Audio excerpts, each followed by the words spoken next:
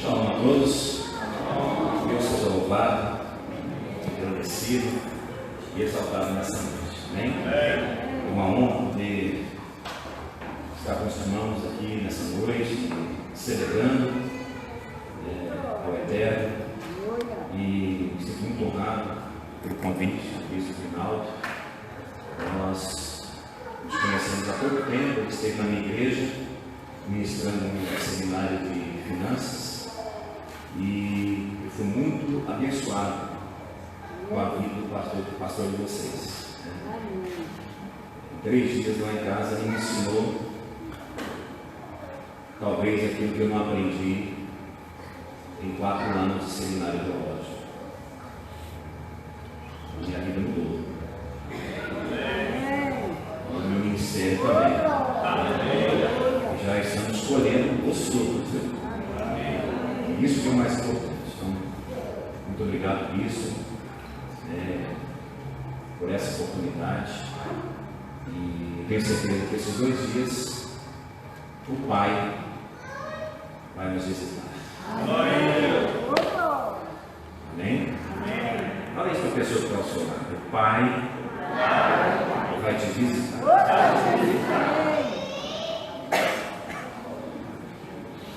Ali atrás da minha esposa, Larissa. Nós temos 4 filhos. Temos o Caio. O Caio é casado com a Fernanda. Eles moram numa cidade aqui no interior chamada Nova Mutum. Já me deu um neto, que chama Davi. Temos a Mariana, ficou lá em Caquinópolis. Conosco tem a Maria Fernanda e o Leonardo, o filho do Leonardo. E nós servimos lá em Caquinópolis, temos um ministério ali, e Deus tem nos abençoado muito, temos ministrado a palavra e manifestado o reino. Amém? Antes de a gente entrar na mensagem, eu quero compartilhar um pouco da minha história para você entender por que Deus ele me curou, primeiramente nessa área da paternidade, e pela sua graça ele me concedeu algumas revelações acerca do caráter paterno de Deus.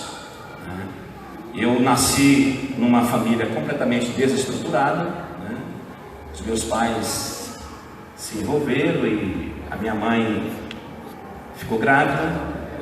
Eles eram muito jovens, não tinham conhecimento da palavra, não conheciam o Senhor, E ela ficou grávida e ambos algumas vezes tentaram o aborto, e não tiveram êxito, Mas meu pai não casou com a minha mãe, eles não ficaram juntos. Ela, no 8º mês da gravidez, o meu pai já tinha constituído uma outra família. E eu nasci. Eu convido com 2 versões a respeito do meu registro de identidade, porque meu pai tem uma versão, a minha mãe tem outra. Como eu perdoei ambos, hoje não é tão interessante para mim saber quem estava falando a verdade ou quem estava mentindo. Mas eu não tenho nome, eu não sou registrado nem no nome do meu pai e nem no nome da minha mãe. Eu sou registrado no nome dos meus avós maternos. E carrego isso hoje com muito orgulho. E aí, com 2 anos, a minha mãe casou. Ela foi morar no estado de Goiás. E eu fui morar com ela, E por um bom tempo, a convivência com o meu padrasto foi boa. No início foi boa, mas depois as coisas foram piorando. Ele era um homem muito agressivo, violento, por muitas vezes eu vi ele maltratando a minha mãe, agredindo fisicamente, agredindo verbalmente. Já com 8, 9 anos aproximadamente, ele, para espancá-la, sem que eu visse a cena, ele me trancava num quarto escuro, Então foi uma vida de sofrimento, Depois eu fui morar com os meus avós, e até os 15 anos, morei com os meus avós maternos. Depois voltei, morei um pouco com a minha mãe. Mas foi aí que a minha vida começou a desandar. Eu entrei no mundo das drogas, da prostituição, porque eu fui buscando o prazer para compensar a minha ferida, as feridas na minha alma. E aí, mas me converti aos 24 anos, conheci Jesus, e 2 anos depois eu fui para o seminário, fiz um curso teológico de 4 anos, me formei, fui o melhor aluno por várias vezes no seminário, ganhei bolsas para pagar o seminário, fui ordenado pastor, Só que tinha um detalhe: eu sempre quis ser superior a outras pessoas. Havia dentro do meu coração uma ferida, que hoje eu sei que era uma crise de identidade. Então eu buscava nesse senso de superioridade algo para compensar a minha dor. Então eu era competitivo, eu nunca quis ficar abaixo de ninguém, Eu queria ser o melhor pregador, eu queria ser o melhor pastor, busquei muito conhecimento teológico, Algum tempo depois eu me tornei reitor de uma faculdade teológica, fui diretor de uma faculdade teológica por 2 anos. Só que, por que eu estou falando isso? Porque nada disso preenchia o vazio do meu coração. E eu percebo hoje que muitas pessoas com grandes ministérios, pessoas que se movem, na unção, no poder, mas você percebe que o caráter ainda está deformado. Por quê? Porque existe uma crise de identidade. Porque Deus, Ele não está tão preocupado com aquilo que nós fazemos. Ele está preocupado com aquilo que nós somos. Amém? Fala isso para a pessoa que está ao seu lado aí. Deus não está preocupado naquilo que você faz. Ele está preocupado em quem você é.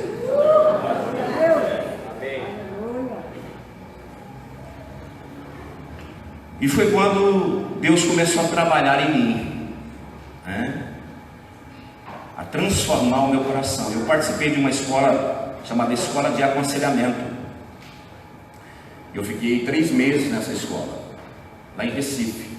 Eu fiz um curso e são 12 ministrações, e cada semana era um tema por semana, Foram 3 meses. E desses temas era paternidade.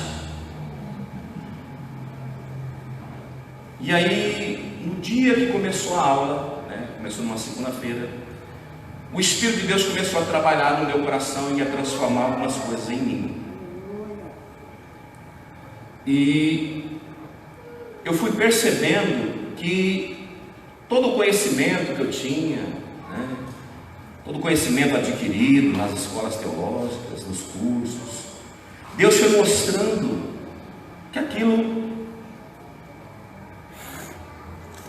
não que não era importante, mas que era necessário aprender e descobrir quem eu era nele. E nessa aula da paternidade, eu lembro que naquela época saiu um livro chamado A Cabana. Não sei se alguém aqui já leu, né? E aí uma das leituras era aquele livro. E aí no dia da ministração, depois de ter a palavra ter sido ministrada, o pastor começou a orar, e eu estava na frente, de joelho, chorando compulsivamente.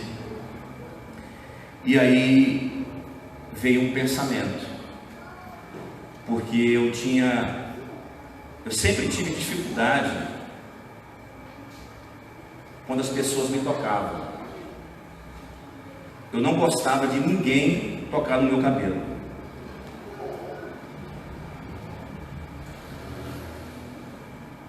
Eu fui descobrir isso depois, porque na verdade eu nunca tive o amor afetivo do pai, e que é uma das coisas que nós vamos falar daqui a pouco, o toque.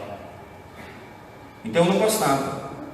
E aí eu estava chorando e veio um pensamento, porque eu não convivi com meu pai, convivi com um padrasto abusador, não me abusou fisicamente, mas me abusou emocionalmente, com palavras, com sentenças malditas. E eu não convivi com a figura paterna. Convivi com o meu avô, mas também ele era presente fisicamente, mas ausente emocionalmente. E naquele momento eu pensei, poxa, o meu pai nunca me colocou no colo e nunca passou a mão na minha cabeça e falou que eu era o garoto dele. Isso eu pensei, isso veio no meu espírito. Quando eu terminei de pensar, uma senhora chega na minha frente, pastor. Ela olha para mim, ela toca no meu ombro e fala assim: olha, eu sou o seu pai e eu vim colocar você no colo.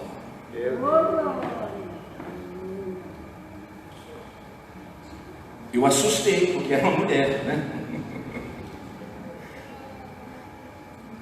Mas aí quem lê o livro A Cabana vai entender o que eu estou falando. Aí na hora eu assustei, mas eu vi que o pai estava falando na boca dela.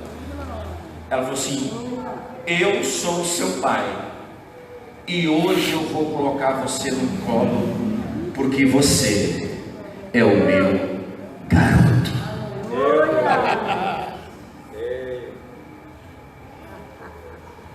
Agora você imagina uma senhora colocando esse rapaz aqui no colo. Ela me chegou.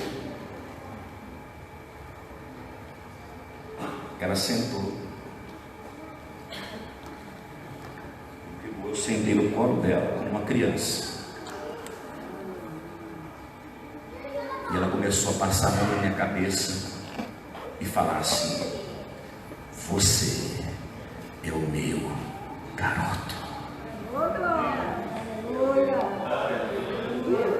Não, fala alguma coisa, pelo amor de Deus.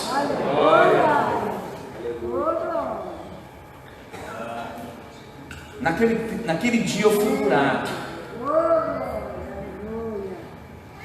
Terminou a ministração, eu já queria ligar para meu pai e pedir perdão a ele.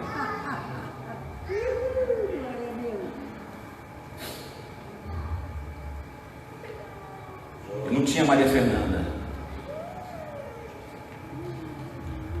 porque o Caio, ele nasceu quando eu fui pai com 19 anos. Me envolvi com a mãe dele, não casamos, né? Porque na verdade só o ciclo foi se repetindo, né?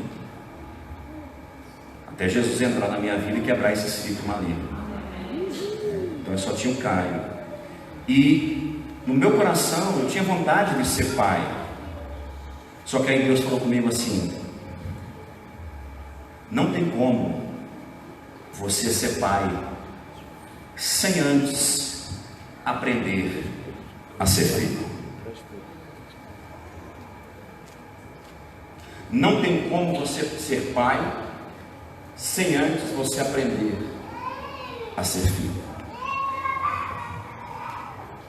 E aí quando eu fui curado, né, na paternidade, conheci a minha esposa, nós casamos. Quando ela ficou grávida, eu já sabia que era Maria Fernanda, que Deus falou comigo, que eu ia ser pai de uma menina. Então ela tem uma mensagem profética na minha vida. Aliás, os dois têm. Quando ela nasceu, Deus estava falando comigo assim: eu estou reconstruindo a sua história. Ela representa isso. O Leonardo veio depois. O Leonardo é a honra.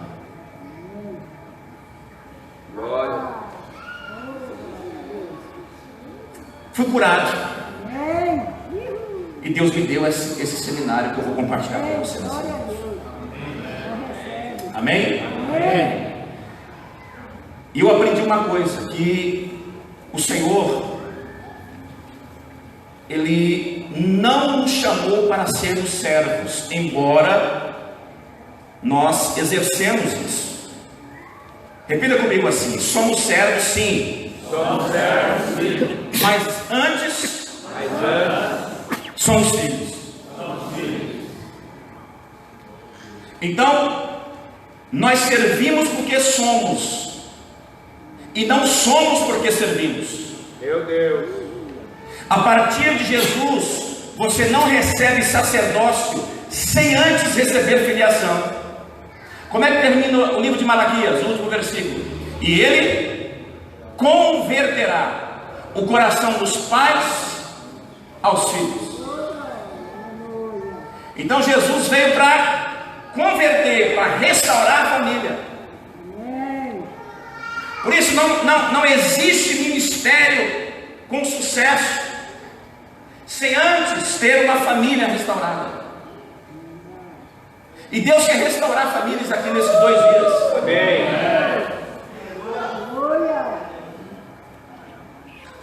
Glória. Não tem como você fazer coisas para Deus se você não entender primeiramente quem você é nele. Eu trabalho com libertação, eu trabalho com batalha espiritual. E eu percebi que muitos ministérios de libertação, muitos líderes, pessoas que trabalham nessa área, eu fui percebendo que muitos tinham crise de identidade. Porque não adianta você expulsar o diabo se você tem um problema e uma crise de identidade. Qual foi a pergunta do diabo para Jesus lá na tentação? Se tu és o quê? Filho. O filho. O diabo sabia ou não sabia? Meu Deus. Pergunta para mim, sabia ou não sabia? Sabia ou não sabia? Sabia. Por que ele perguntou?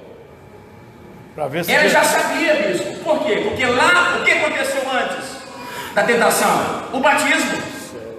A Bíblia diz que quando Jesus foi batizado, o céu rasga, o Espírito Santo na forma corpórea de uma pomba desceu sobre ele, e ouviu-se uma voz do céu que disse: eis aí o meu filho. Ele não tinha expulsado demônio, ele não tinha feito milagre, ele não tinha curado enfermos. E a declaração do pai é: você é o meu filho.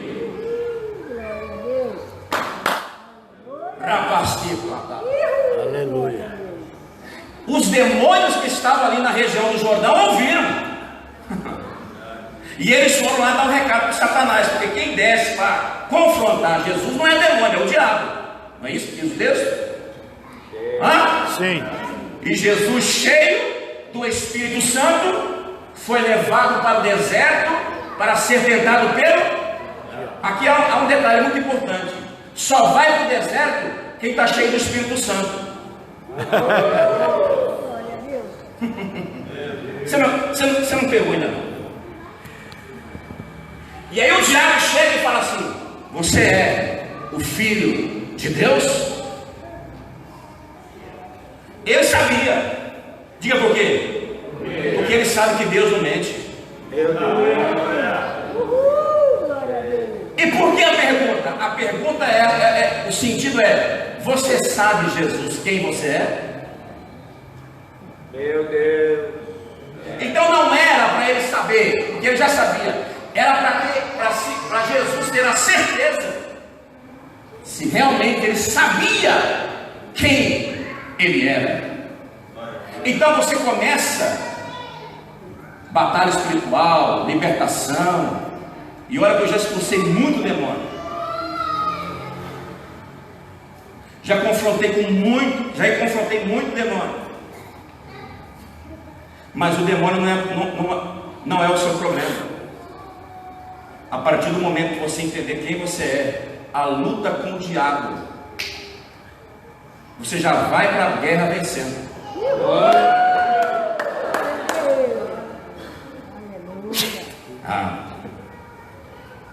E por isso muitos hoje estão fracassando, muitas pessoas hoje, muitos ministérios estão fracassando, porque enfatizam o trabalho e não o relacionamento. Deus não quer o que você faz se Ele não tem você. Grava isso. Meu Deus.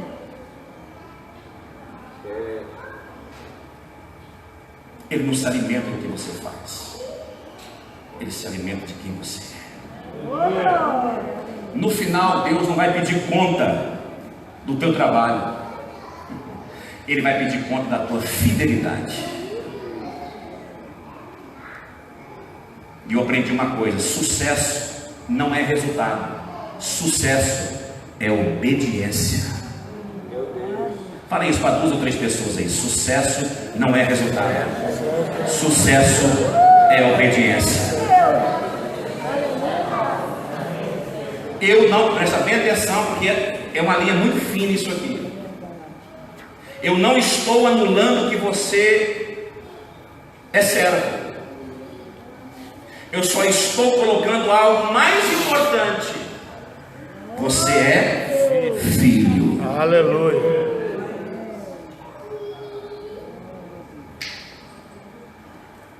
Jesus faz uma pergunta para os discípulos: o que dizem os homens ser o filho do homem? Aí uns falam assim, uns dizem que o Senhor é João Batista, outros falam que o Senhor é Elias, alguns profetas. Aí Jesus fala assim: mas e vocês? Eu quero saber o que vocês, discípulos, pensam a meu respeito. Aí o Pedro diz assim: tu és o Cristo, o Filho do Deus vivo. Uau! Aí Jesus vira para Pedro e diz assim: dissestes bem, e não foi carne e sangue que te revelaste, mas o meu Pai que estás no céu. E você é Pedro.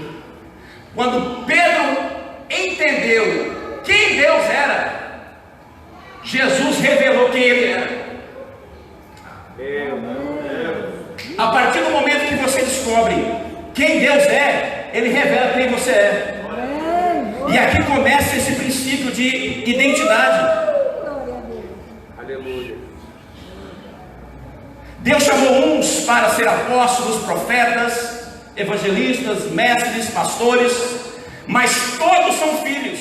João 1,12. A todos quantos creram no seu nome, deu-lhes o direito de serem chamados filhos. Todos são filhos, mas nem todos são apóstolos. Então não é o que eu faço, é a minha condição. Quem está entendendo aí? Amém. João 20,17, Jesus diz assim: subo para o meu Pai e vosso Pai, meu Deus e vosso Deus. Porque Ele separa Deus de Pai e Pai de Deus? Porque nem para todos Deus é pai, né? Porque como pai você tem uma condição, e como Deus você tem um sacerdócio. Quem está aí, gente? Fala alguma coisa aí. Então você precisa descobrir quem você é, e você vai descobrir quem você é no contexto da paternidade. Amém. Amém? É uma das revelações mais maravilhosas da Bíblia. É a revelação da paternidade de Deus. Deus se revela como um pai perdoador, amoroso, gentil, que quer relacionar com seus filhos. Não é o Deus que a religião pintou, um Deus punidor, carrasco, né? Não é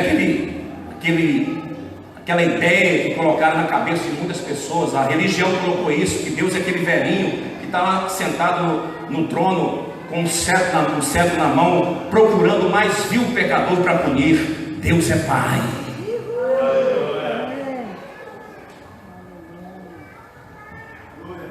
E o Deus da Bíblia é um pai envolvido com os mínimos detalhes da nossa vida. E na minha opinião, a revelação da paternidade é a chave principal da caminhada cristã. Se você entender o que o Espírito de Deus vai fazer nesses 2 dias, a sua vida muda, a sua família vai mudar, o seu ministério vai mudar. Aleluia.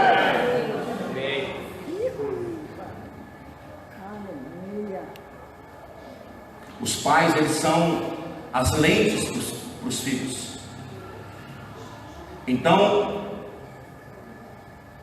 o pai, ele é o transmissor da revelação da paternidade de Deus, do caráter de Deus. E quando há uma falha, o filho vai ter uma imagem distorcida da paternidade. E eu quero compartilhar algumas coisas com você aqui.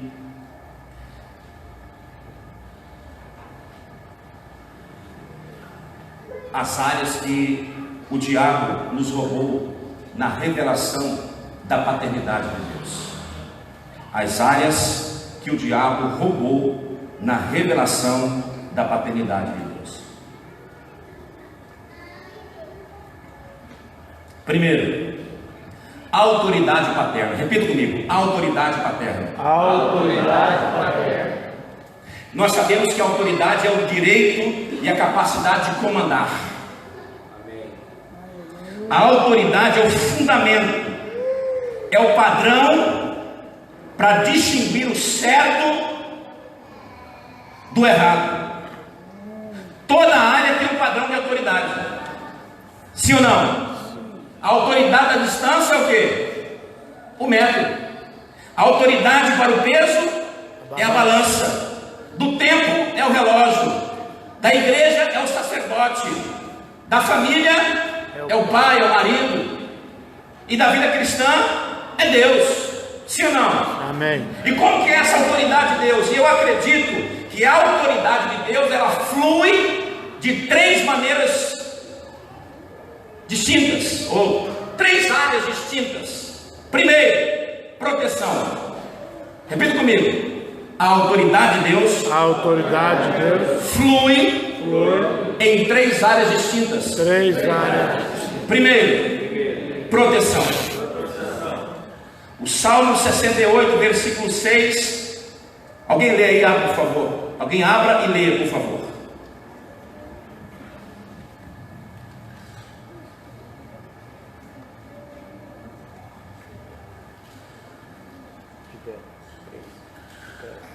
(68:6)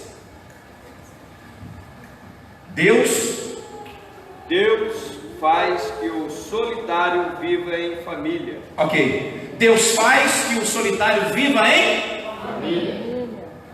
Isso revela o caráter da autoridade de Deus e da proteção de Deus. A autoridade de Deus traz uma cobertura de proteção e segurança. Repita comigo: proteção e segurança. Deus sempre está criando uma estrutura para proteger o seu povo. Deus sempre vai criando estruturas de proteção para o seu povo. Deus cria estruturas de relacionamento. Como que ele conduzia o povo lá no deserto? Durante o dia era o quê? E à noite? Fogo. Nuvem de dia, fogo à noite. O que é isso? Estrutura de proteção. Deus sempre está protegendo o seu povo. Deus sempre está com a sua mão estendida. A mão que encolhe é a nossa, mas a de Deus sempre permanece estendida. E essa é uma das áreas em que nós somos roubados na revelação da paternidade de Deus. Por quê? Porque muitos filhos tiveram pais que não exerceram de maneira eficiente a autoridade paterna. Porque se o pai é a figura que vai transmitir o caráter de Deus para os filhos, se essa transmissão estiver deturpada ou feita de maneira errada, o filho vai ter uma imagem distorcida de quem Deus é. Estão me entendendo ou não? Sim ou não? Então, se o pai falha nesse aspecto aqui, dentro da autoridade, na questão da proteção, se ele falha como protetor, muitos filhos que não receberam essa estrutura, esse senso de proteção e de segurança, eles vão crescer inseguros, medrosos e incrédulos. O perfil do pai comunica um senso de segurança e de confiança. Repita comigo para você entender isso aqui. A figura do pai comunica o senso de segurança e confiança. E quando o pai falha, ele gera no coração do filho insegurança, medo e incredulidade. Quando é um pai presente, que sempre toma iniciativa, que traz a provisão para a sua família, ele comunica e ministra na identidade do filho a segurança, o descanso.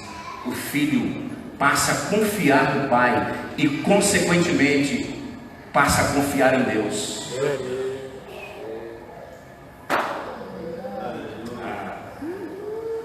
Mas um filho que chega em casa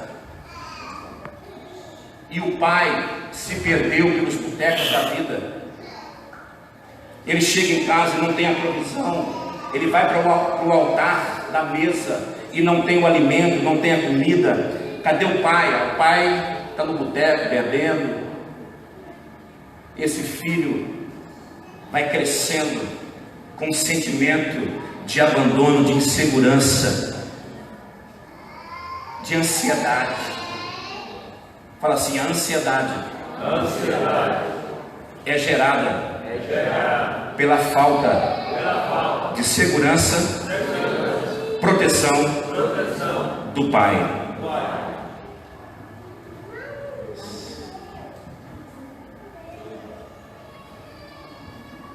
E aonde tem ansiedade, aonde tem insegurança, tem incredulidade.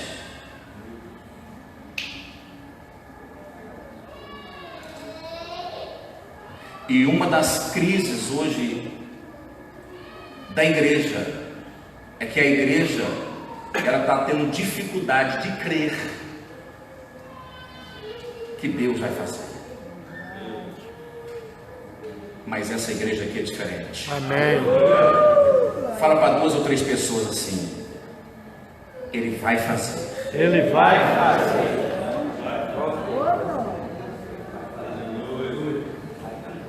Ele vai fazer. Aliás, ele já começou a fazer. Meu Deus! Eu conheci a história de uma missionária que o pai era um abusador, o pai era agressivo, o pai nunca criou uma estrutura de segurança, de proteção na casa. E aí ela se converteu, mas ela despertou o interesse pela obra missionária. Só que ela foi para missões não por uma convicção no coração, ela foi para missões porque ela não aguentava mais o pai em casa.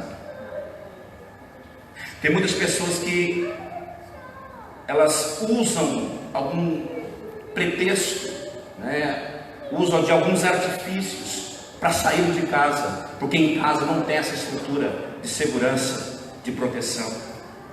E ela foi para a obra missionária, mas teve problemas de relacionamento, teve crise de identidade, mas ela tinha um conceito: não estou fazendo a obra. Não. Deus não está preocupado se você está fazendo a obra, porque o mais importante para Ele é você, e você é a obra. Dois pastores se encontraram, dois amigos pastores. Um virou para o outro e falou assim: eu vou fazer a obra de Deus, custe o que custar,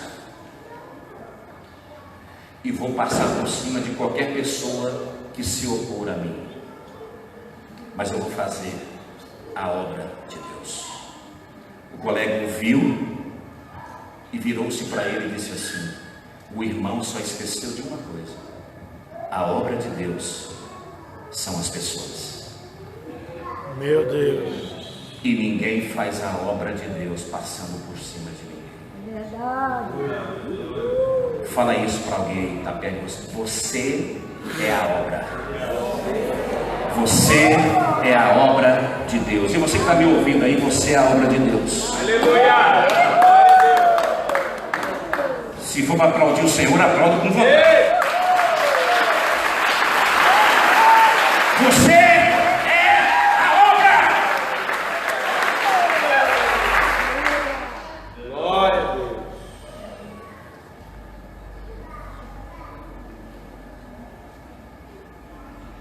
Se um filho tem um pai ausente, esse menino cresce com uma tendência a ser uma pessoa cética.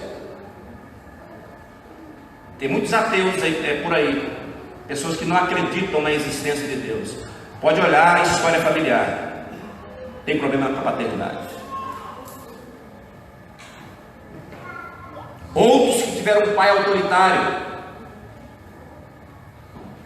os filhos vão enxergar Deus como um legalista, um Deus frio. Outros tiveram um pai abusador, como eu tive, um padrasto abusador, né? E eu sempre tive a dificuldade de crer que Deus me amava e que Deus poderia fazer algo por mim, porque sempre eu via Deus distante. Eu não tinha dificuldade nenhuma em crer no Deus Todo-Poderoso, no Senhor dos Exércitos, no Jeová Sabaote, mas eu tinha dificuldade de crer em Deus como Pai. Se o pai foi rigoroso demais, os filhos vão enxergar Deus como um juiz, um acusador. Por quê? Porque nós transferimos as nossas experiências com as figuras de autoridade para Deus. E muitos estão se relacionando com Deus com medo e não com respeito. Fala assim: medo é diferente de respeito. E você não pode amar o que você teme. Você só ama o que você conhece e se relaciona. Quem está aí? Fala alguma coisa, gente. Glória a Deus.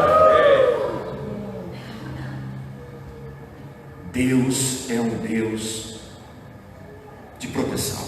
Amém. Glória a Deus. Aleluia. E Ele está nos protegendo hoje. Amém. Repita comigo assim: Deus não está contra mim.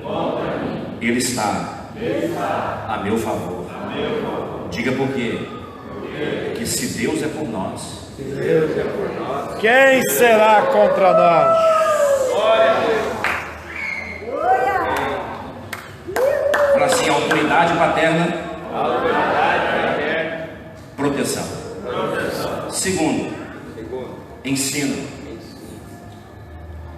Hebreus 12:5, você vai ver Deus falando sobre a disciplina. E Deus só disciplina filho.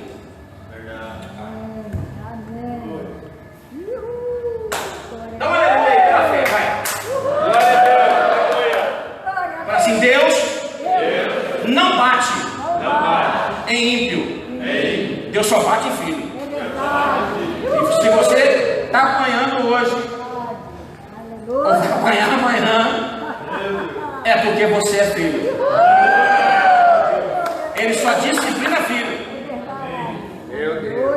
O filho pródigo, o mais novo, né? Porque na verdade, na minha concepção e no meu entendimento, o que ficou em casa era mais pródigo que o que saiu.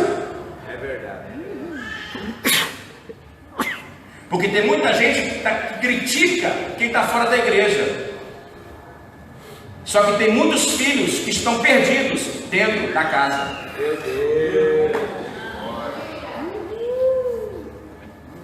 E aí o texto diz que ele pegou a herança, foi e gastou de maneira absoluta. Mas você pode perceber no texto: enquanto ele tinha dinheiro, repita comigo, enquanto ele tinha dinheiro, estava tudo beleza. Aí Deus só olhando. Deus esperou acabar o dinheiro. Quando acabou o dinheiro, Deus mandou a fome.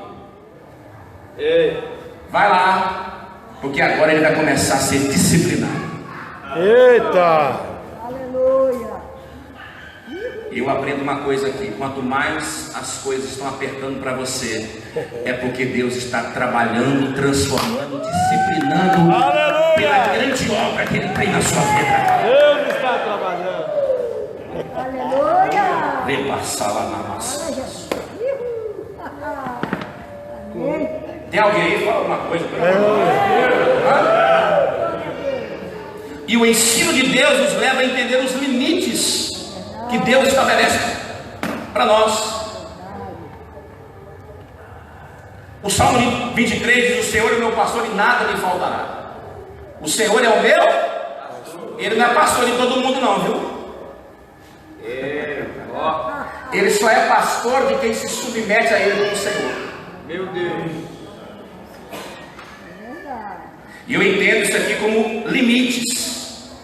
E estabelecer limites não é punir, e sim disciplinar. E a palavra disciplinar é treinar.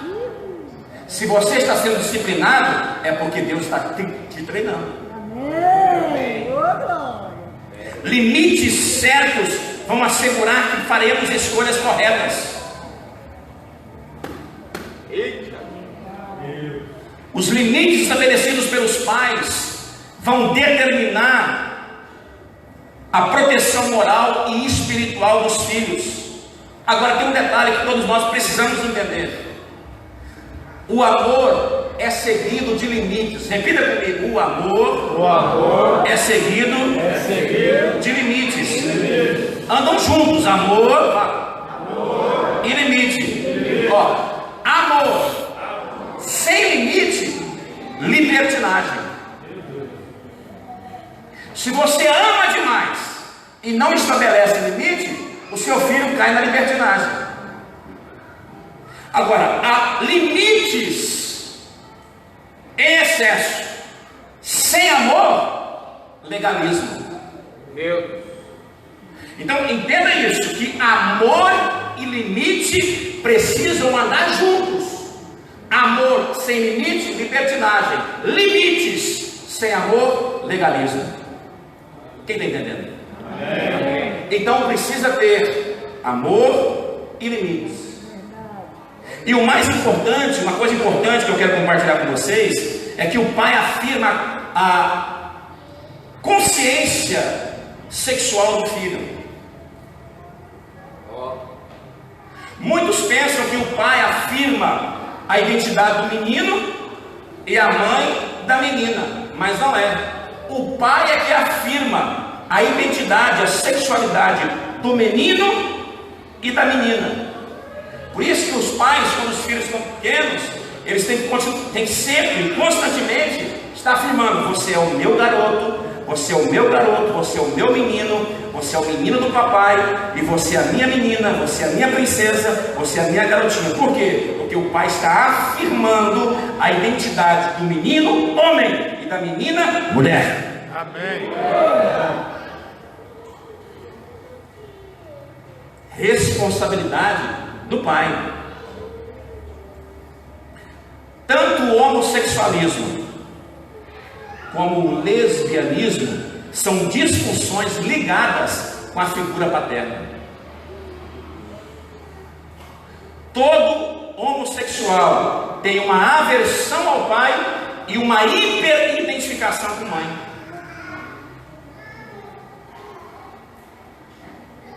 Porque ele tem uma aversão à figura paterna e uma identificação com a mãe. É verdade. E ele tenta suprir a deficiência do pai com outros homens. Então, outros homens. Por isso que um homossexual, quando se envolve com outro homem, ele não está buscando namorado. Ele está buscando o pai. Meu Deus.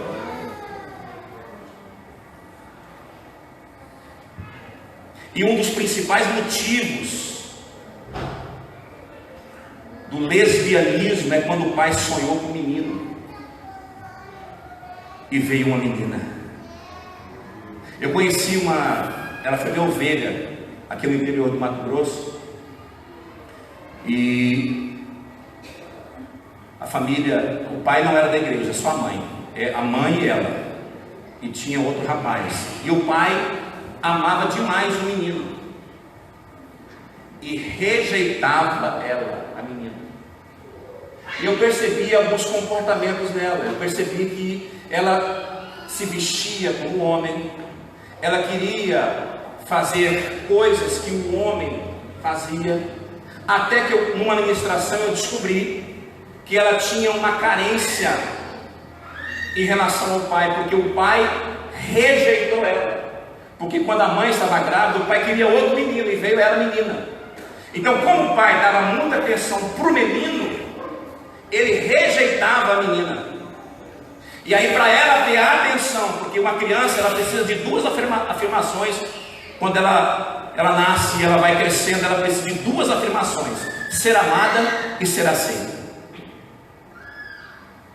E ela foi percebendo que o pai dava muita atenção para o filho e rejeitava ela. O que ela começou a fazer? Ela pensou: meu pai ama meu irmão, então eu vou começar a fazer as mesmas coisas que o meu irmão faz, porque quem sabe o meu pai me ama.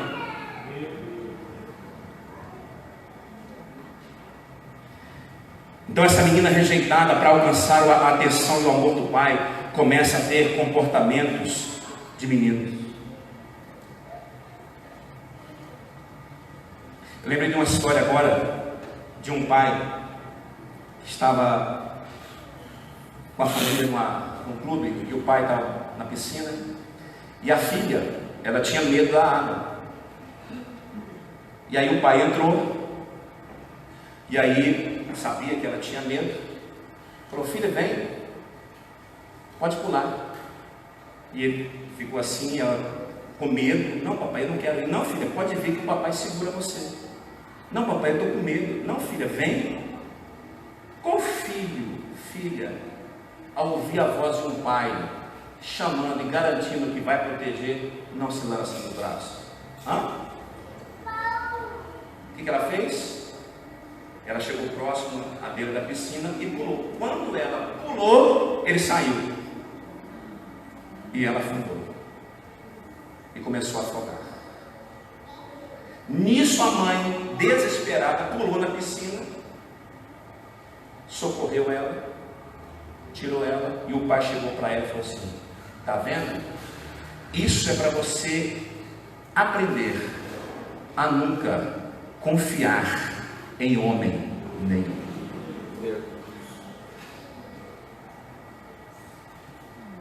Ela cresce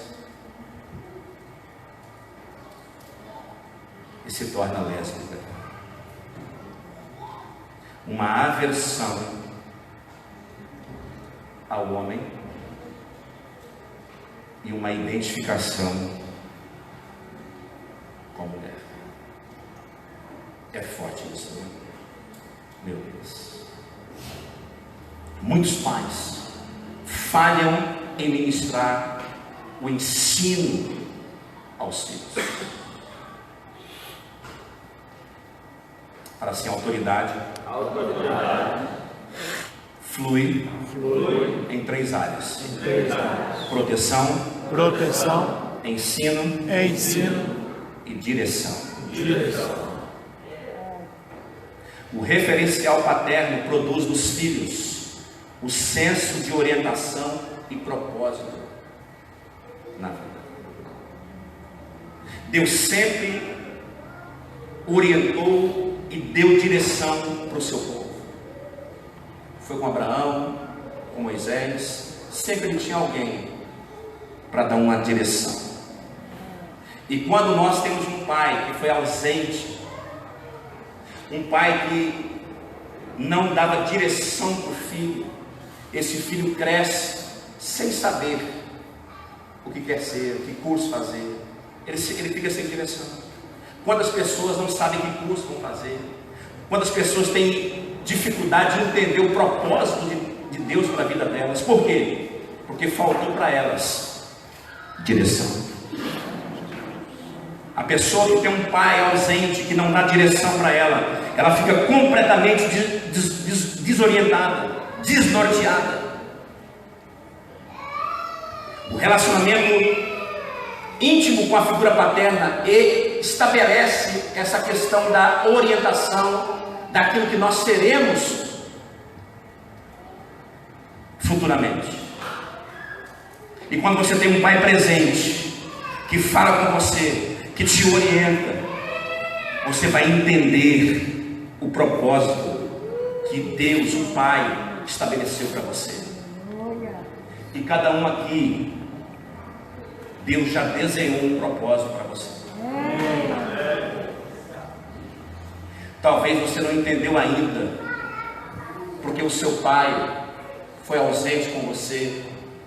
Talvez o seu pai não te deu uma orientação ou a orientação necessária.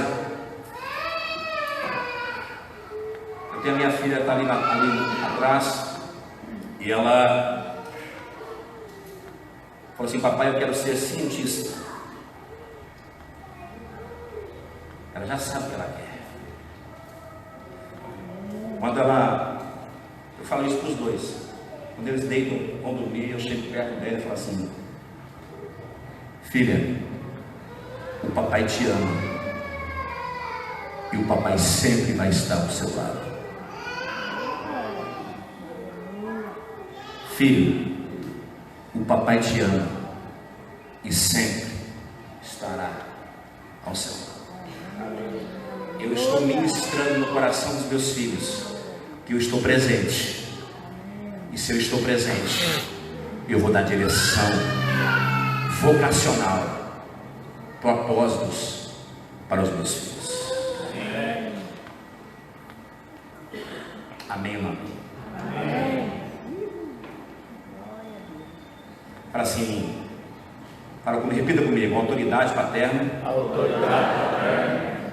flui na área da proteção. Só vocês, fala. Proteção, ensino e direção. Mais uma vez.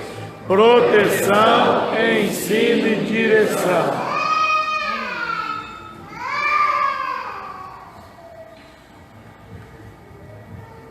Segundo, fidelidade paterna. A Bíblia diz lá em Números 23:19: Deus não é homem para que minta, nem filho do homem para que se arrependa.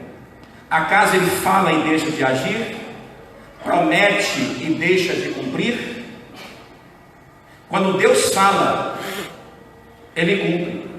Por quê? Porque ele é fiel na sua palavra. Amém? Então, quando falamos sobre fidelidade, nós incutimos também um assunto da aliança. Por quê? Porque Deus é um Deus de aliança.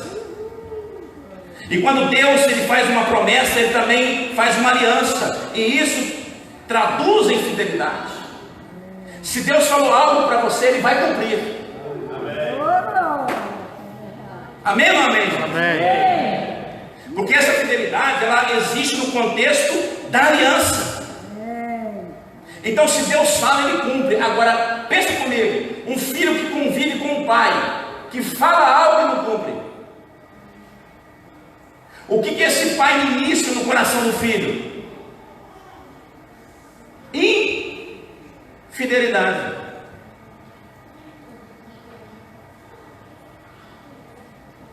Uma das coisas que eu prezo lá na minha casa com os meus filhos é aquilo que eu falo, eu cumpro. Por quê? Porque eu estou ministrando na vida deles a fidelidade. Porque eles vão entender que Deus, quando fazer uma promessa para eles, Deus vai cumprir. Amém.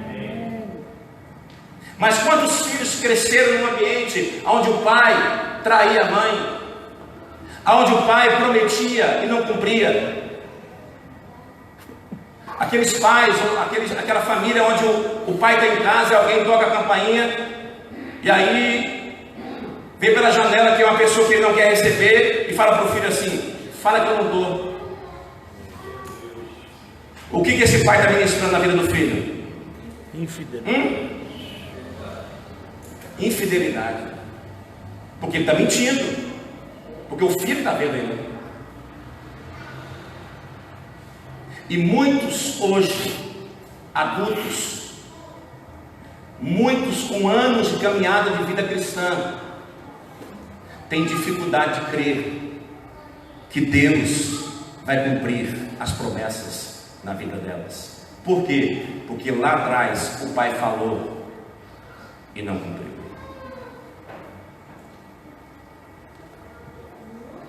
Conheci a história de um rapaz.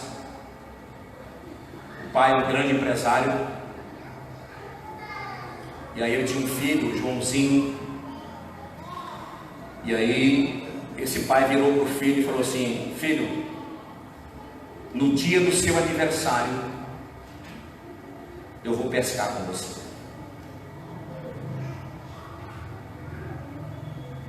Isso foi uns 3 meses antes do aniversário. Eu vou te dar uma bicicleta no seu aniversário e nós vamos pescar. No coração do Joãozinho, a bicicleta era importante. Só que o mais importante para ele era a pescaria com o pai. E ele começou a criar uma expectativa dentro do seu coração: no dia do meu aniversário, o meu pai vai pescar comigo. Ele contou isso na escola para a professora, ele contou isso para os seus coleguinhas, ele contou isso para os melhores amigos da rua, da vizinhança. No dia do meu aniversário, o meu pai vai pescar comigo. E os dias foram passando e foi aproximando a data do aniversário do Joãozinho. E aí ele já começou a criar mais expectativa ainda. No dia do meu aniversário, meu pai vai pescar comigo. No dia do meu aniversário, meu pai vai pescar comigo.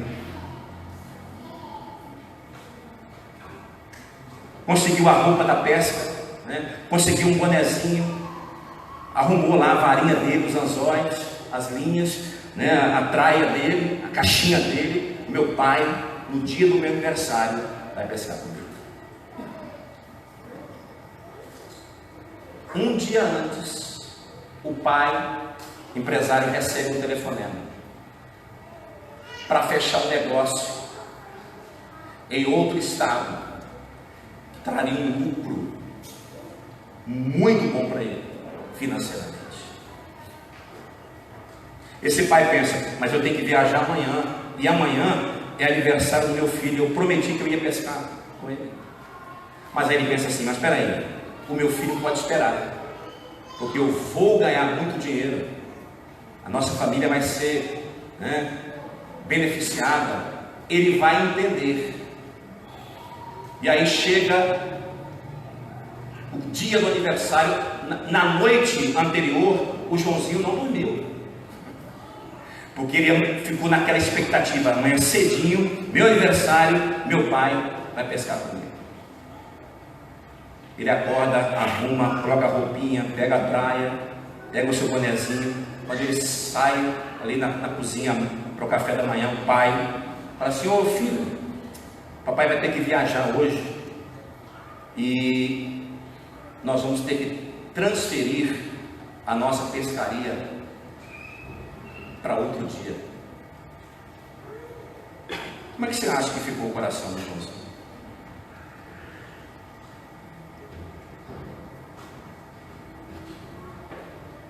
Filho, outro dia a gente pesca. Tudo bem? Tudo bem, pai. Esse Joãozinho cresce. Na adolescência, se envolve com drogas. Na adolescência, ele se envolve na criminalidade. Um belo dia ele é preso.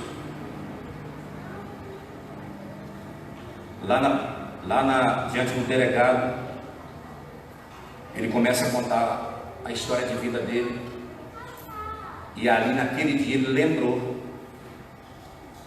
ele compartilhou com o delegado: existe uma ferida dentro de mim, porque o meu pai um dia me prometeu que ia pescar comigo e não cumpriu. Aí você pode pensar assim: como que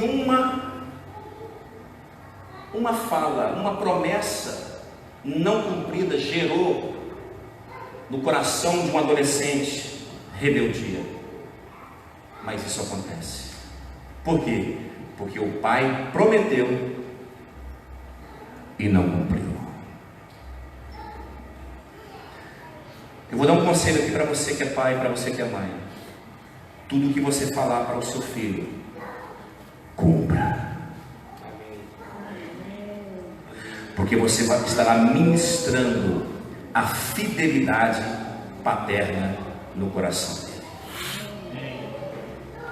Quem está aí? Amém. Amém ou não amém, gente?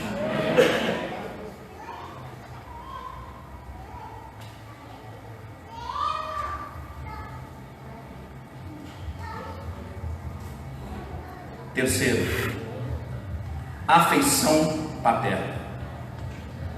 Autoridade paterna, fidelidade paterna e afeição paterna. Davi no Salmo 22 diz assim: junto ao seio da minha mãe me deste segurança, desde o ventre és meu Deus. Em outras palavras, ele está dizendo que aprendeu a confiar em Deus na relação afetiva com as obras. Olha como a confiança está ligada a carinho, nutrição, compreensão e afeição.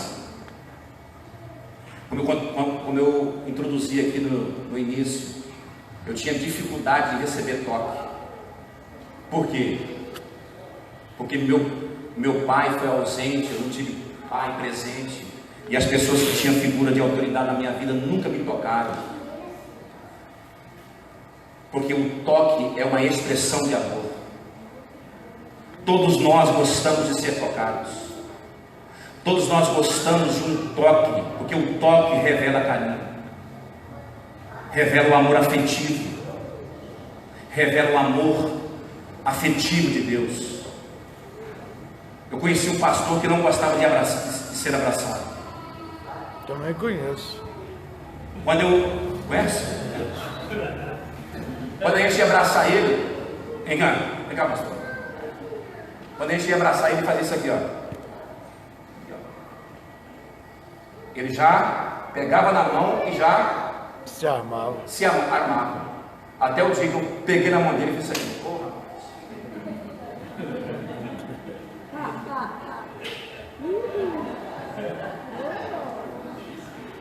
Quebrou.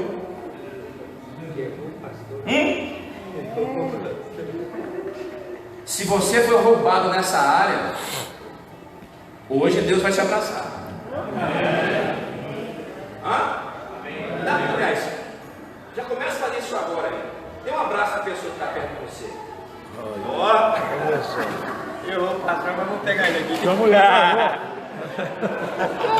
Ô, cara. Mas abraça com vontade. Não, aproveita o dedo.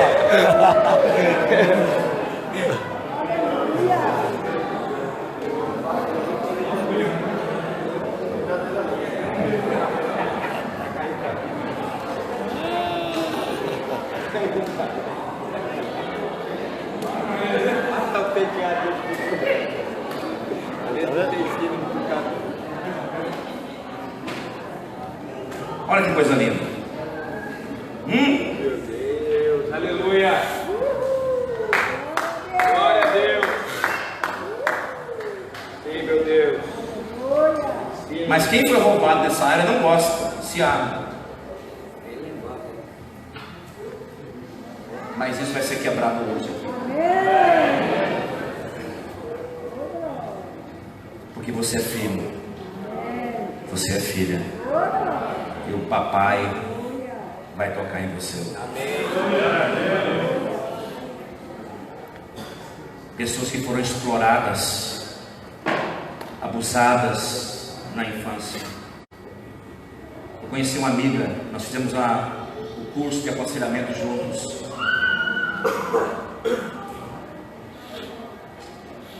Ela foi abusada pelo padrasto desde os 7 anos de idade até os 15. Meu Deus. Misericórdia. E ela cresceu com isso, com essa dificuldade de receber toque, receber carinho, receber amor.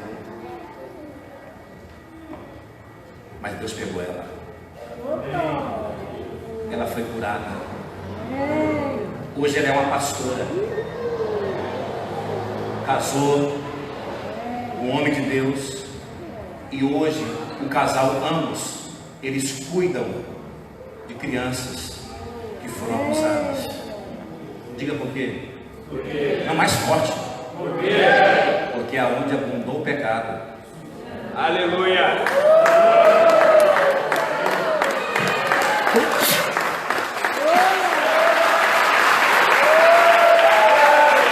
Na área que você foi mais roubado, na área que você foi mais atacado, na área que você foi mais explorado na sua dignidade, na sua identidade, na área que você foi aviltado, é nessa área que Deus vai te curar, te restaurar, e você será canal de bênção para outras pessoas.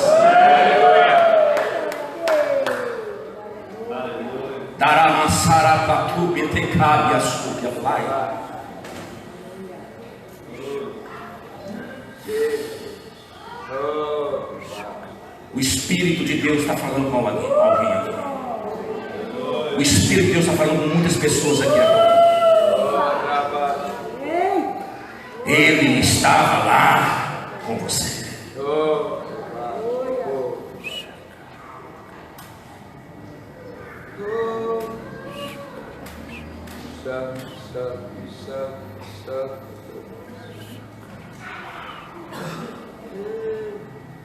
Toda criança que foi tocada pelo pai se tornam adultos mais saudáveis emocionalmente.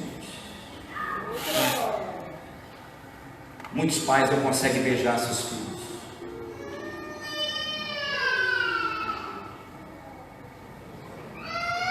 Quando você toca, você está levando a essa pessoa à afetividade. O toque é a expressão do amor.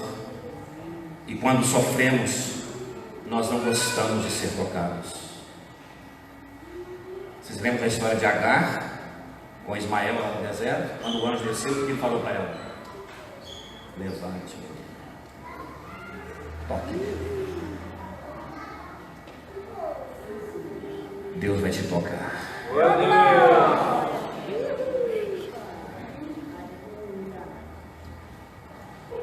A expressão do amor afetivo é uma das bênçãos que vem de Deus para nos curar.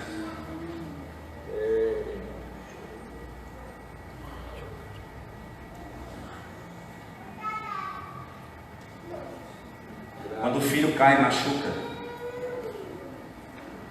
o pai tem que ir lá. Ele caiu e machucou, certo? O pastor vai lá e toca nele e fala assim: filho, o papai está aqui com você. Esse filho vai entender que o pai está perto, que o pai o ama. Qual é o oposto do medo? Fala mais forte. Qual é o oposto do medo? Mais forte. Qual é o oposto do medo?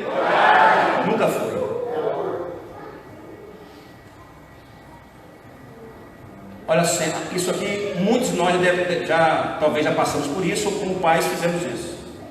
A menina está no quarto, e aí ela vê um vulto, ela acorda assustada, ela fica com medo e corre para o quarto do pai e da mãe. Né? Deixa eu dormir aqui, papai, que eu estou com medo. Muitos pais, muitas mães falam assim: vai deitar, menina, vai deitar, menina, para de medo, coragem. Ela volta, mas continua com medo. Não é isso? Quem conhece a história dessa? Aí ela continua com medo, ela volta para o quarto. Papai, mamãe, no quarto do pai e da mãe. Pai, mamãe, deixa eu dormir aqui com vocês. Minha filha volta para o quarto, meu filho volta para o quarto, vai dormir, tenha coragem. Para de medo, menina. Para de medo, menina. Porque o pai e a mãe acham que aquilo é invenção na cabeça dela. O que deve ser feito? O que deve ser feito é isso aqui. A filha sai do quarto com medo, o pai levanta, abraça ela ou ele e fala assim: filha, o papai está com você. Filho, o papai está com você. Porque o oposto do medo não é coragem, é amor. Meu Deus. O amor lança fora O todo perfeito amor. lança fora todo medo. Você não vence medo com coragem, você vence medo com amor. E medo está ligado com orgulho. Fala assim: todo medroso, toda medrosa é orgulhoso e orgulhosa. Meu Deus. Ó, Pedro, Jesus vindo sobre as águas: Senhor, se és tu, manda-me ir ao teu encontro sobre as águas. Ele começou a andar, não foi? A Bíblia diz que ele teve medo. Quando ele teve medo, o que aconteceu? Afundou. Mas por que ele teve medo? É porque Pedro era orgulhoso. Meu Deus. E o Leviatã das águas puxou ele. Mas isso aqui é batalha espiritual. Mas eu quero que você entenda uma coisa: todo medroso tem uma ligação com o orgulho. Sabe como que Deus me curou? Aliás, primeiro Deus me mostrou que eu era orgulhoso. Eu peguei uma batalha no meu ministério, uma guerra, pessoas falando mal de mim, levantando calúnias, me difamando, com mentiras. As pessoas saíram da igreja e começaram a falar mal da gente, falar mal do nosso ministério. E eu, à noite, na madrugada, orando, e a minha oração era: Senhor, por que isso está acontecendo? Aí Deus falou no meu espírito: porque você é orgulhoso. Meu Deus. Falei: orgulhoso, né?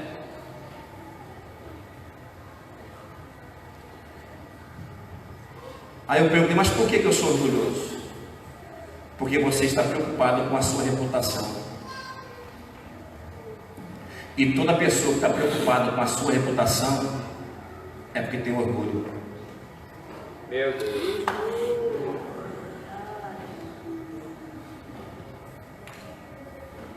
Foi quando Deus venceu isso em mim. Hoje eu não estou nem aí para quem fala de mim. Eu sei quem eu sou em Deus. Amém. Hoje pode colocar até meu nome na boca do sapo. Morre o sapo. Enquanto você estiver preocupado com aquilo que as pessoas falam de você, é porque tem uma raizinha de orgulho aí. Meu Deus. Ei. Se tem orgulho, tem medo. Meu Deus. Mas o perfeito amor lança fora todo medo. Olha.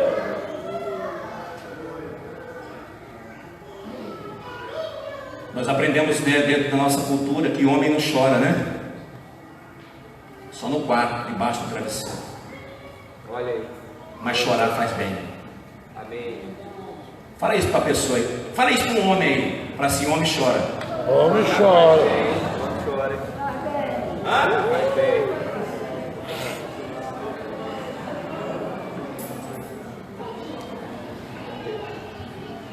Jesus não chorou? E hoje que muitos homens vão chorar nesse altar aqui.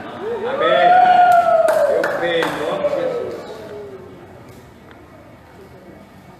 Porque Deus nos entende. Deus entende as nossas fraquezas. Meu Deus. E talvez muitas pessoas que estão aqui hoje foram bloqueadas nesta área. Muitas pessoas estão bloqueadas nos seus destinos proféticos. Muitas pessoas estão bloqueadas nos seus ministérios, porque não entenderam isso. Mas essa noite, o Pai vai te tocar. Amém.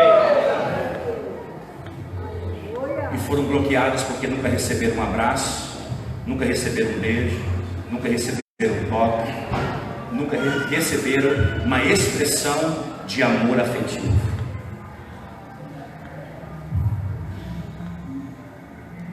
Quatro, generosidade paterna. Vamos recapitular aqui. Primeiro, vai lá, vocês. Primeiro, Autoridade. flui em 3 áreas. Vamos lá.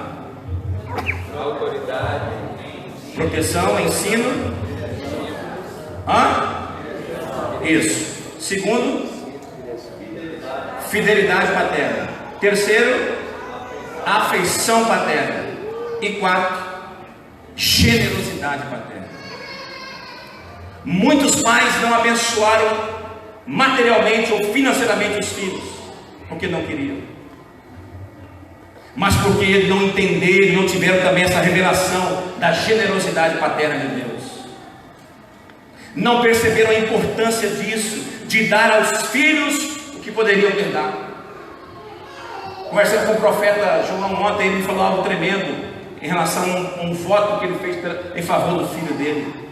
Aquilo foi tremendo no meu espírito. Por quê? Porque ele está ministrando isso, generosidade na vida dos filhos. Os filhos dele não terão dificuldade de entender a generosidade do pai. Por quê? Porque o pai biológico está fazendo algo, está fazendo um sacrifício por eles. E isso é muito forte, porque o filho, ele entende a generosidade não quando o pai dá a sobra, mas quando o pai dá aquilo que custa para ele.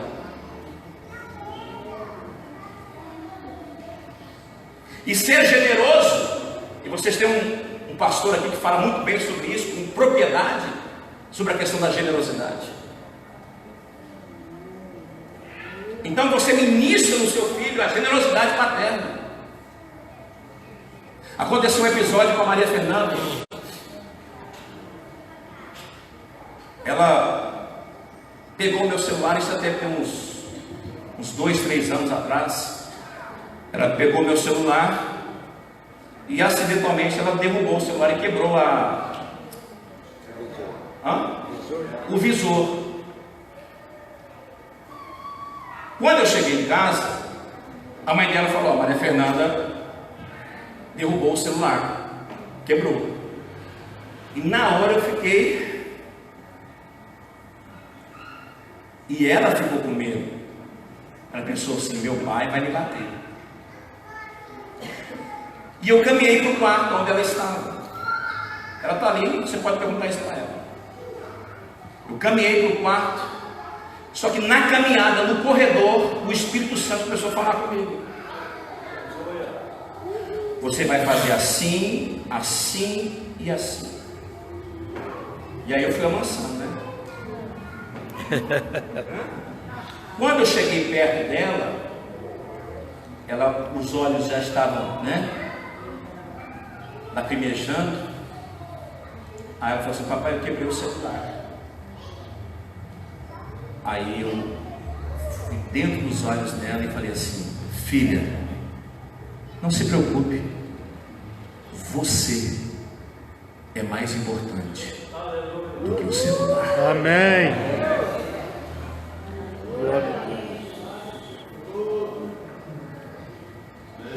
Ela está aí, pode perguntar para ela. Conheci a história de um pastor. Esse pastor gostava muito de perfume. Aliás, todo pastor gosta de perfume. E ele ganhou um perfume francês desse tamanho. E perfume francês, uma gotinha, exala todo o ambiente. E o Pedrinho, certo dia, brincando de aviãozinho na casa, passou e derrubou o perfume. Quando o pai chega em casa, a casa está toda cheirosa. Ele... O que aconteceu? E ele caminha na direção, chega lá, o Joãozinho, o Pedrinho, já estava debaixo da cama com medo. E aí ele falou, chegou nele e falou assim: filho, fica tranquilo, você é mais importante do que o perfume. Esse menino cresceu.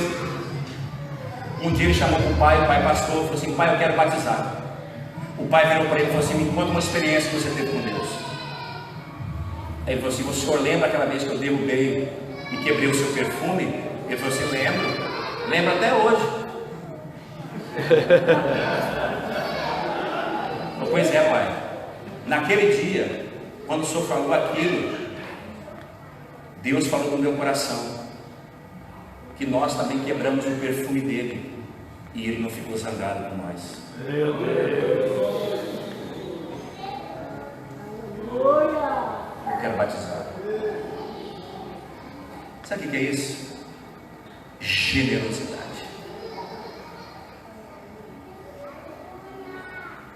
Os nossos filhos precisam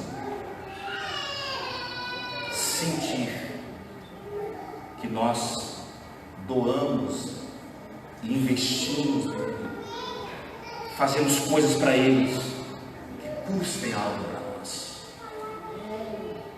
Fica de pé.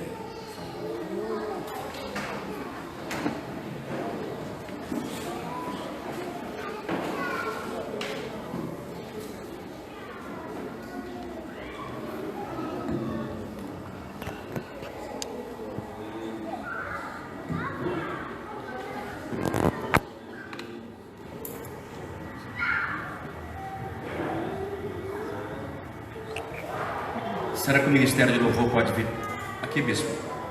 Quero convidar os meninos aqui a conduzir aqui um louvor.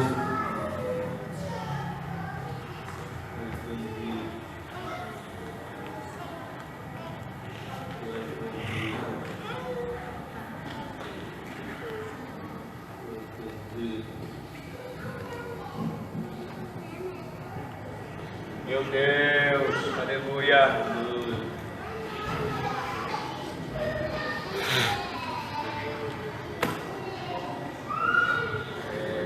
A autoridade paterna flui na proteção, no ensino e na direção. Deus é um pai que protege, que te ensina e que te dá direção.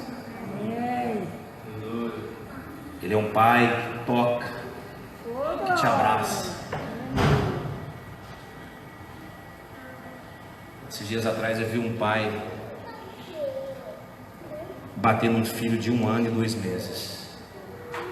A criança estava brincando na casa e derrubou um quadro. Esse pai levantou, foi lá, 1 ano e 2 meses, e deu 3 tapas na mão do filho, na minha frente. Eu falei, eu não aguentei. Eu virei para ele e falei assim, e disse assim: eu posso te dar um conselho? Ele não me respondeu, nem que sim, nem que não. Só me olhou. Nunca bata no seu filho usando a sua mão. Se você quer disciplinar, e isso aí não é disciplina, mas se você quer disciplinar, use uma vara, mas não bata com a mão, porque o mesmo instrumento de carinho não pode ser de disciplina. A mesma mão que acaricia não pode ser o elemento da disciplina, o instrumento da disciplina. Quantos filhos, e o Espírito de Deus me mostra pessoas aqui que foram espancadas pelo pai. Eu estou vendo surras que você levou injustamente.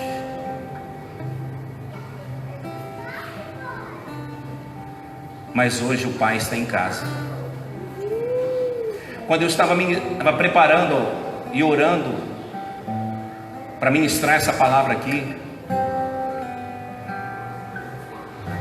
Deus me deu uma frase.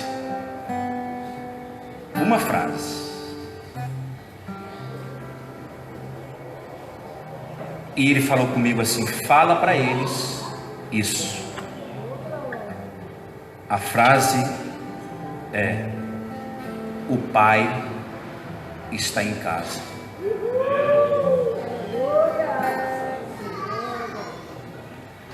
Eu entendi que muitos aqui tiveram pais ausentes. Só que hoje ele está aqui. O pai está em casa. E Ele quer curar a sua alma. Ele quer restaurar o seu coração.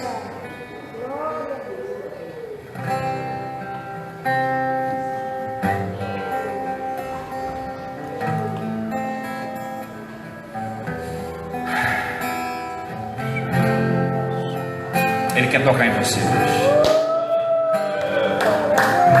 Ele vai colocar você no colo hoje.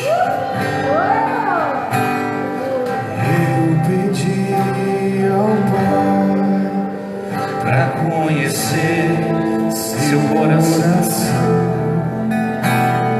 e para minha surpresa, Ele disse sim.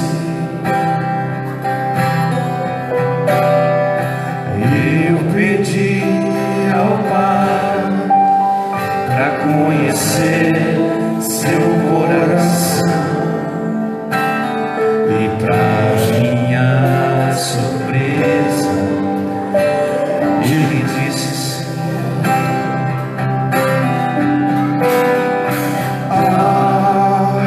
Eu pensei que eu fosse explodir.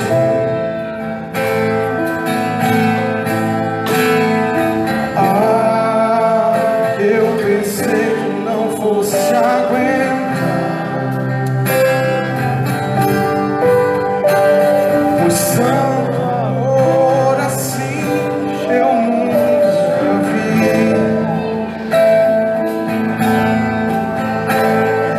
Tanto amor assim. O Espírito de Deus já começou a trabalhar. Ah, o manto!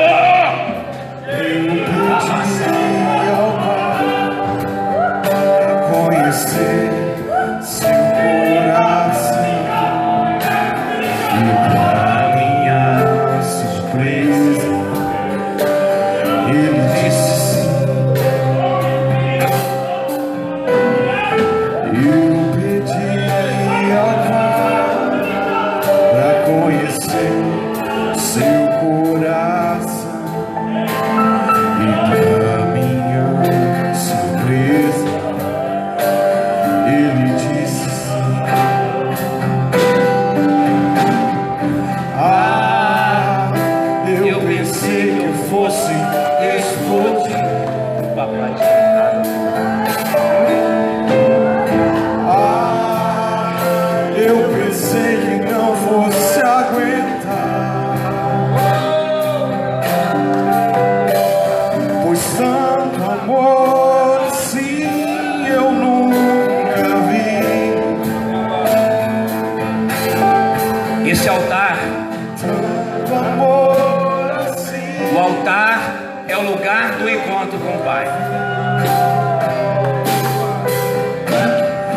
seu coração gemia, seu coração gritava: eu quero perdoar, eu quero restaurar. O seu coração gemia, seu coração gritava. Minha igreja, por favor, arrebente as portas do inferno. O seu coração gemia, o seu coração gritava. Minha igreja, por favor, diga às prostitutas que eu quero perdoar. O Pai te perdoa. Seu coração gemia, seu coração gritava. Minha igreja, por favor, diga ao órfão que eu sou pai. O seu coração gemia, o seu coração gritava: eu quero perdoar, eu quero restaurar. O seu coração gemia, o seu coração gritava. Minha igreja, por favor, arrebente as portas do inferno. O seu coração gemia, o seu coração gritava. Minha igreja, por favor, diga às prostitutas que eu quero perdoar. O seu coração gemia, o seu coração gritava. Minha igreja, por favor, diga ao órfão que eu sou pai. Ele é Pai. Ele é Pai. O Pai está em casa.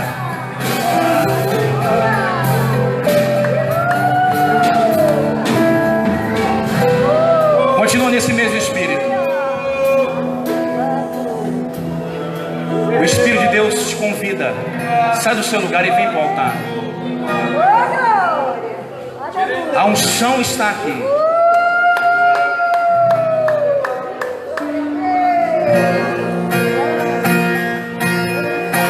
Se lance.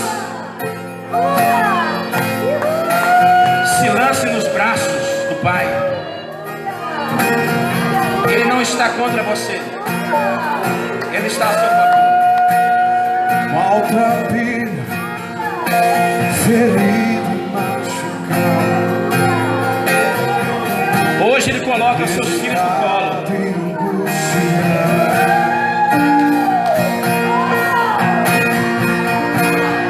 Me vestisse com seu manto de graça, me banhaste em misericórdia,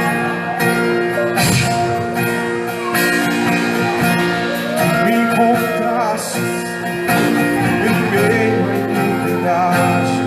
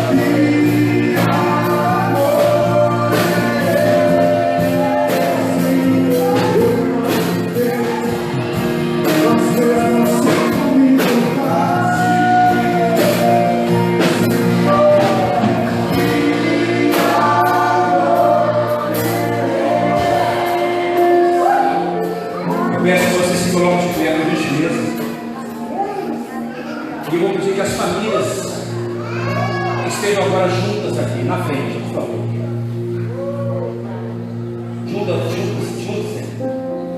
Junta aí.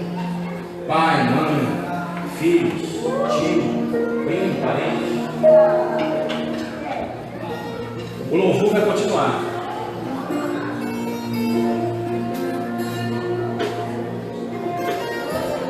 Porque essa igreja, ela recebe hoje um manto. Essa igreja hoje recebe uma unção de restauração de famílias.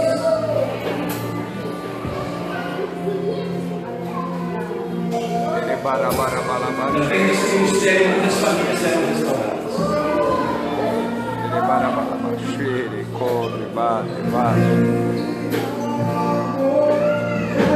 A palavra diz: e ele converterá coração de pais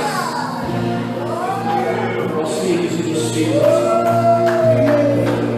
Se tiver que pedir perdão, é agora. Se tiver que fazer um conselho, é agora.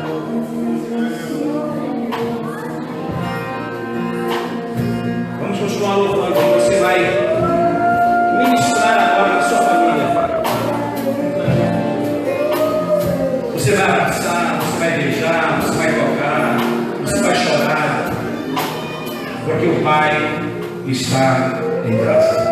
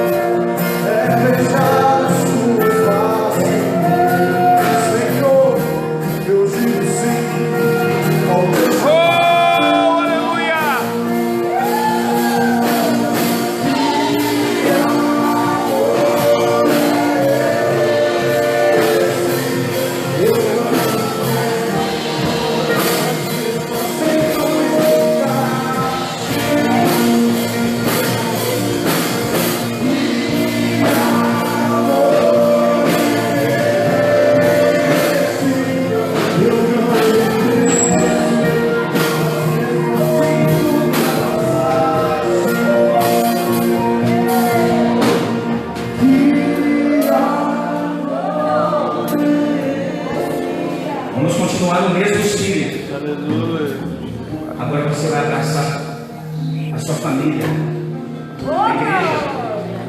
Abrace uns aos outros agora. Amém. E o Espírito de Deus vai conduzir cada um a abraçar uma pessoa, a ministrar, a liberar uma palavra.